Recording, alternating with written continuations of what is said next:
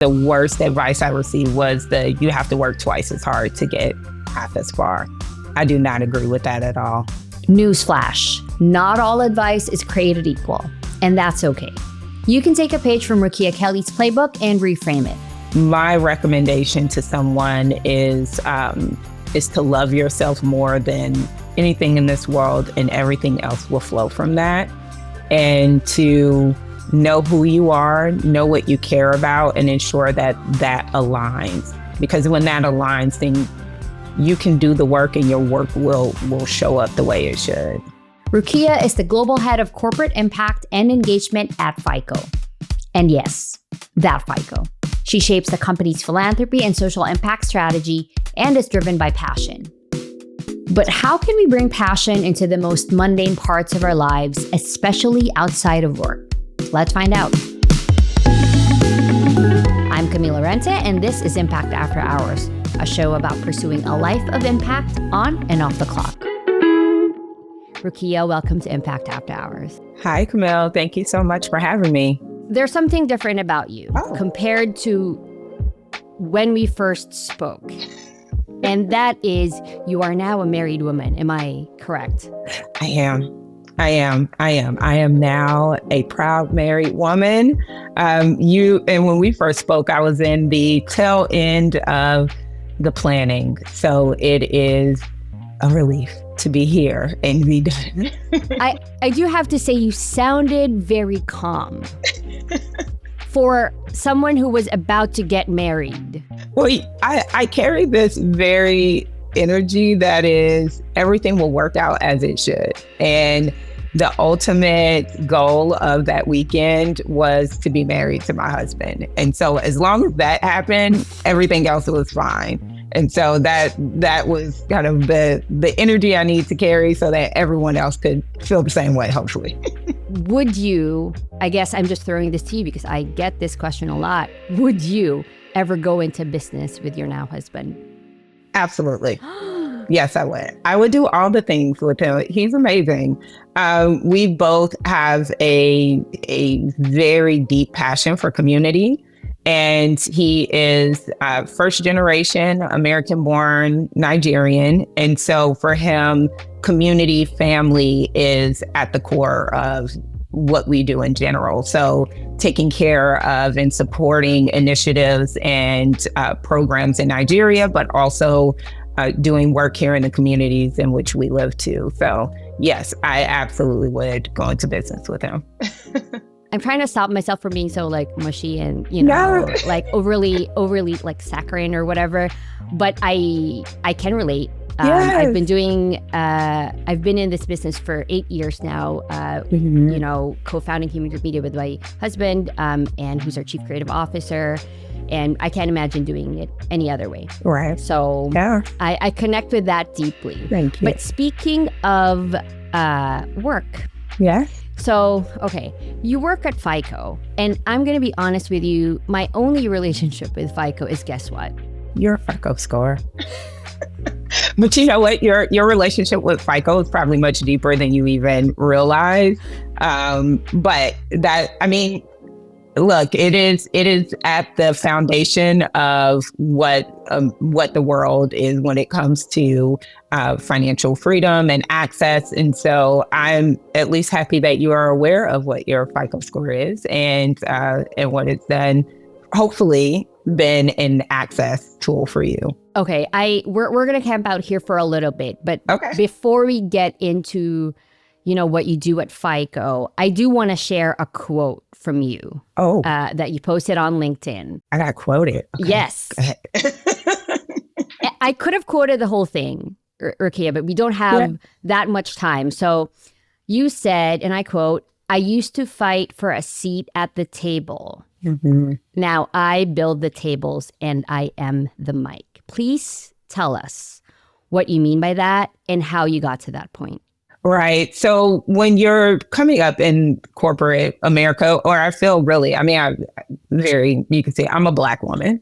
And so I'm in this bridge between Gen X and Gen Z, and I'm a millennial. And so the way that I approach work, I feel, is a a bit of a mixture of both. But early on in my career, what was messaged to me was I was going to have to work twice as hard to get just as far as my peers. And being a woman, and then being a woman of color, and then being younger, often in most of the rooms and tables that I had the opportunity to sit, it can definitely be a very heavy conditioning to feel like you have to fight for your space and for your voice to be heard.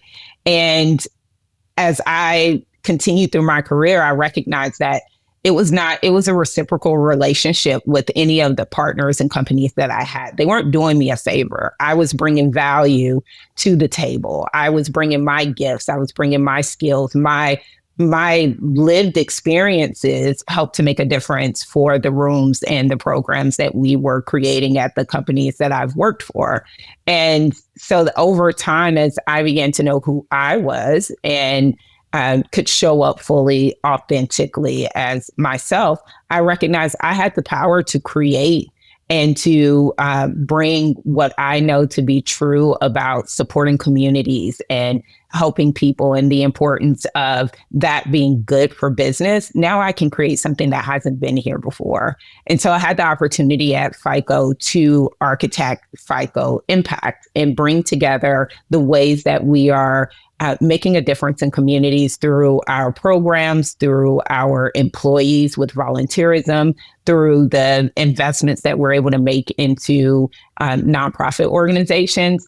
And so I felt very confident in this work. And what it took, I believe the way I was able to build that table or create this framework was to really be passionate about it and know that it was going to be important to the business and share that with my C-suite leaders so that they could understand the value that this work can bring. And that's where the voice came from, was being passionate and confident about what I knew to be true, was that we could make a difference. And I think if I had one goal for this conversation, for this interview, it's for people to understand that, you know, FICO, again, like many, probably the everyday average person in America, their relationship to FICO is, you know, their credit score, what that looks like, how to improve it, et cetera, et cetera. But there's more to what the business does. Yes. And so this is why, you know, I invited you to the show. And my question then is, you know, there are terms that we've probably heard of, but don't fully understand. So one is financial inclusion. Mm-hmm. Like, can you please tell me what that means? Or if you were to, like, you know, I don't know, you're at a bar or you're somewhere very casual, like, what is that and how have you actually seen that work? Yeah, so for me, financial inclusion is creating a level playing field for everyone. And sometimes that means that certain players may need additional investment in order for them to be on that level playing field. That is financial literacy, that is programs and products that actually provide access for those who are receiving that financial literacy to actually act upon it. And that is the ability for all Americans or abroad, because we do, this is a global organization. We are supporting financial inclusion domestically and abroad, for everyone to have the opportunity to live the life that they desire for themselves. And if your goal is to own a house on the hill and be able to be happy, that is your happy, and you should have the opportunity to pursue that. If your goal is to own your own business, you should have the tools and the access and the opportunity to do that.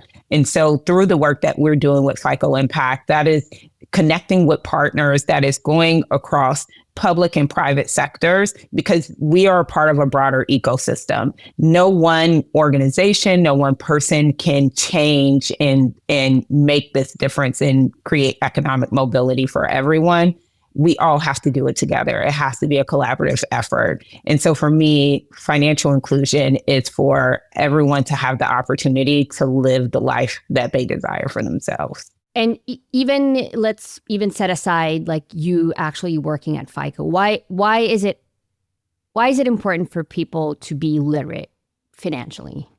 Because when you think about the challenges that we need to address across the world, foundationally, there's a financial aspect to it. When you talk about issues with the environment, when you talk about people having the opportunity to work in the arts, but also be able to live comfortably. When we talk about challenges that are facing those abroad when it comes to access to food or to digital, having access to be able to get on the internet. All of that is rooted in some level of finance and money and understanding how to get it to the people that need it and how people can grow it. So I believe it's the basis of what we all desire to have, which is a fulfilling life. I couldn't agree more. It's sometimes you kind of look back, obviously, you know, we're both millennials and, you know, if you're in school, I guess I wish I had more of those like finance, like money related courses. Yes.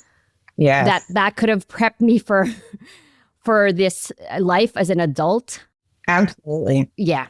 And it's something that we're advocating for as well, because we want to provide the programs, but we understand there are system changes that have to happen as well. And so we want to work with partners as well that are looking to shift the system. And part of that is including financial literacy as a required course to graduate. And that's just the first step. When we think about our relationships with money, that should start in elementary school, right? That should be something that we are providing to students from the time they enter school until they graduate, and they build on it in the same way that they do math and English. And so how do we support that end to end? So right now we're at the precipice. We're right at the cusp. We're getting these requirements in place, but there's definitely opportunity to continue to broaden the requirements and how we can support those students. And then when you look at the youth that are between 18 and 25 and the challenges they're having in trusting the financial landscape, and they have all the tools, right? We actually did a report on this in our FICO Insights report, where we are seeing that Gen Z has all the tools, they're checking their scores, and they still don't feel ready. So that is where we have the opportunity, right? That education is still needed. And how do we support those students? So we've been working with post-secondary providers as well, working with colleges, community colleges, and organizations that are able to provide that support around financial literacy to those students too. Yeah. So I think maybe some of the takeaways already that I'm pulling from this is, you know, if we could start early, that is going to be a gift later on in life. Absolutely. So, but also, Rukiya, as I was listening to you, watching you on screen, you seem to be very passionate about your work. I am. Your role and sort of this vocation that you've chosen. When you step away from your job title, what's a passion that really lights you up, that you feel like, oh, when I show up for work the next day, it makes me, either different in a good way, or, it just kind of fuels you to take things on? I have the amazing opportunity to enjoy the work that I do every single day. And so I bring my full self to work because I recognize the importance of uplifting and supporting communities. And so even my passion outside of work is doing that. It is volunteering with my son, getting him involved, helping him to understand the importance of giving back and the responsibility that we have being in the position that we are to support our neighbors in our community. And so finding ways to bring youth into giving back and community involvement is very important to me, and is a passion of mine. I also enjoy watching British crime dramas in my spare time too, and I feel like they do it very well. Keeps me on my toes. So that is one of my fun pastimes too. And then just continuing to learn and really digging into my now Nigerian culture and understanding how I can continue to share that through through as part of my legacy along with my husband too. What's the worst advice you've ever received, and how would you reframe it to make it better for someone else? Oh, I would say the worst advice I received was you have to work twice as hard to get half as far. I do not agree with that at all. Elaborate. Yes. There is, and I believe at one point that likely may have been the case for many and still could be. But I reside in people truly knowing who they are and really residing in their joy and what's important to them. And being happy, healthy, and whole should come before anything. And so my recommendation to someone is to love yourself more than anything in this world, and everything else will flow from that. And to know who you are, know what you care about, and ensure that that aligns. Because when that aligns, then you can do the work and your work will show up the way it should. Okay. I literally am going to put that on repeat as well for me, Rukiya. And I don't know if this is actually related, but yeah, in terms of, your career and the work that you've accomplished, you've probably met and have worked with a ton of people of different backgrounds, and now with your role at FICO. What do you think is the most underrated skill in social impact? Knowing your audience. So I came from a marketing background and a marketing strategy background and product strategy background. And it has fared me well because when I came into the social impact space, I knew that I needed to ensure that my message was getting across to my audience in a way that reflected what was important to them. And it wasn't that the end goal was any different or that the story itself was any different, but it was how I told the story. Yeah. And I believe understanding personas, doing your deep research on who your partners are, both internally and externally, is important. And I was able to bring that skill set into really gaining the support for the creation of FICO Impact, because I needed to understand what was important to my internal stakeholders. And it was not going to be the same from the top down to the bottom. And that was important. So I probably have about 7 versions of the same deck because I needed to ensure that my messaging was going to align with my audience. So that was definitely a skill that I believe coming into this space is important. And I'm going to add another bonus. The ability to pivot, because things are going to change. This environment's going to change. We don't know what's coming this year or what, this time last year, we could not have anticipated what the landscape looks like this year. And you can take a moment and be irritated, but make it only just a moment because the work still needs to get done. And so it's up to us to look at how do we still get this work done, even when things are changing and different than what we anticipated it to be. I think that's incredible advice, especially for a lot of people who, well, not just a lot of people, including the two of us, right? Yeah. That are in this like massive shift or shifts, just like externally, but also like still keeping ourselves grounded, still having that North Star and, why we, entered the field and why we decided to do what we do. Yeah. So I hope we get that message across to those who are, who might be struggling or challenged during these times. Yes. Rukiya, you have done part of my job, which is segue into the next sort of segment of our show. We call it, a lightning round. Okay. I will be asking you like a few seemingly random questions. Are you ready to play? I am ready. I'm ready. Let's do it. You're at an airport. What are 3 must-have items when waiting for a flight? Ooh, okay. So I have to have on socks that come above my ankles because when I sit down on my flight, I need to be comfortable. I need to have my Beats headphones because I like to listen to music. And also, it is a good deterrent of people talking to me unnecessarily on a flight. Yes. And then I need a good book to read, and I will add a bonus on that. I like to eat hot tamales. So those are like my things. Do I need to ask about the hot tamales? I mean, we can definitely discuss it. It's come out of nowhere. I was not a candy girl when I was younger. Like I did not enjoy candy, but as of recent, the cinnamon, I don't know. It's not a good habit to have, but it is mine.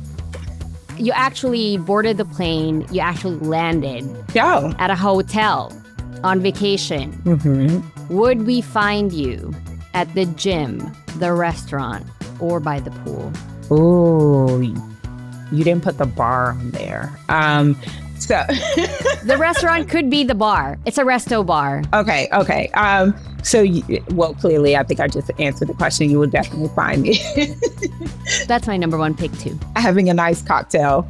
And then but I love the pool. I love being in the sun. There's just something so renewing of like having the sun hit your skin, even if you're like dead sweating. And then I love to be by the water. So I would say first it would be the bar, and then it would be the pool. But I do try to hit the gym on vacation, but like first thing in the morning, not as soon as I land. We're not going to do that. Rukiya, I thought we were going to be close friends, but you mentioned the gym while you're on vacation. I know, but it's because there's going to be a lot of fun at the bar. And so the gym helps me to reset for the next day. What meal brings you back to your childhood?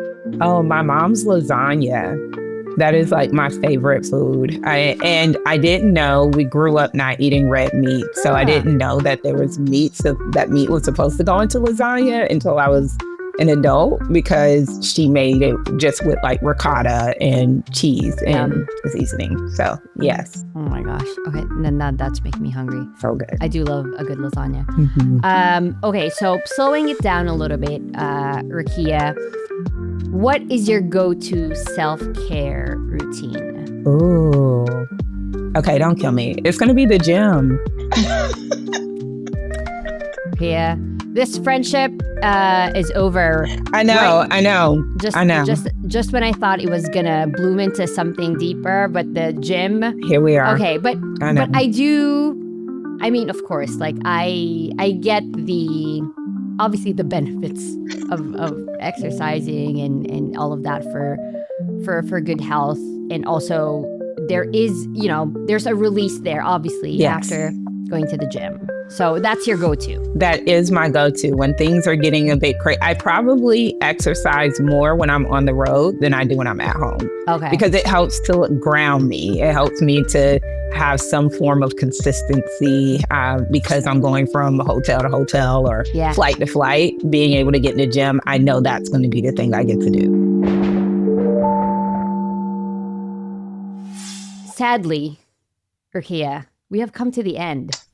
Oh my gosh. Our time flew by. It did. Before we officially wrap up, there's a question that I always ask our guests, and that is, what is your go-to after hours media? What have you been watching, reading, or listening to lately?